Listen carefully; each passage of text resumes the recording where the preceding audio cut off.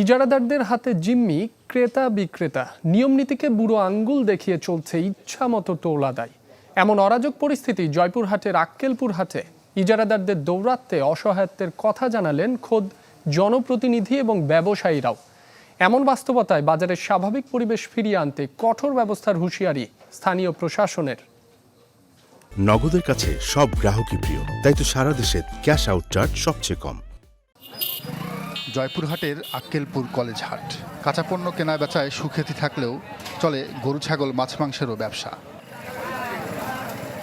তবে বেচাকেনায় রমরমা ভাব থাকলেও ক্রেতা বিক্রেতার সুবিধাই নেই তেমন ব্যবস্থা, ফলে ভোগান্তিই সঙ্গী আগতদের। আক্কেলপুর কাঁচা বাজারে এই যে ড্রেনের যে বেহাল অবস্থা, আমাদের কৃষকদের মালামাল আনতে খুবই সমস্যা হয়, এর কোনো সংস্কার হয় না, কাজ হয় না। চলছে তালিকা না ঝুলিয়ে অতিরিক্ত টোল আদায়। শুধু তাই নয়, ক্রেতা বা বিক্রেতা যে কোনো এক পক্ষের কাছ থেকে টোল নেয়ার নিয়ম থাকলেও আদায় করছে দুই পক্ষ থেকেই। এতে ক্ষুব্ধ ভুক্তভোগীরা। খাজনার কোনো চার্জ নাই, আমাদের 10 টাকা 20 টাকা জিনিস বেচতে 50 টাকা খাজনা দিতে হয়।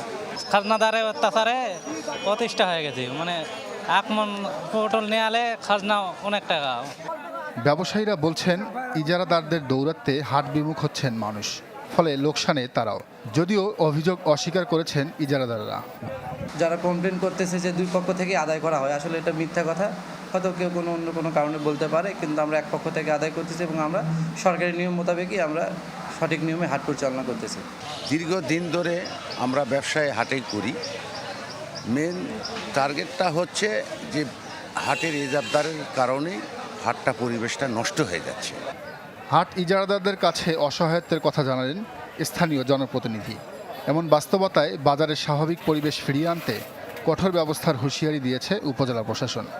উপজেলা প্রশাসনও তাদেরকে নির্দেশ দিয়েছে তালিকা টাঙানোর জন্য, তারা সেই ব্যবস্থা নেয় নাই। কৃষকদের জন্যই, ক্রেতা বিক্রেতার জন্যই বাজার সৃষ্টি। তাহলে বাজার যদি এই ধরনের কোনো ধরনের সিন্ডিকেট করা হয় এবং তাদেরকে যদি বাজারকে যদি অস্থিতিশীল করার জন্য বা আমাদের কৃষকদেরকে ক্ষতিগ্রস্ত করার জন্য আমরা যদি কোনো অভিযোগ, সুনির্দিষ্ট অভিযোগ পাই, তাহলে আমরা আপনাদের বিরুদ্ধে ব্যবস্থা নেব। শুধু আক্কেলপুর নয়, জয়পুরহাটের তিলকপুর, গোপীনাথপুর, জামালগঞ্জ, রায়কালী সহ সব হাটেই কম বেশি একই অবস্থা বলে অভিযোগ করেছেন ক্রেতা বিক্রেতারা। Desk report, channel 24।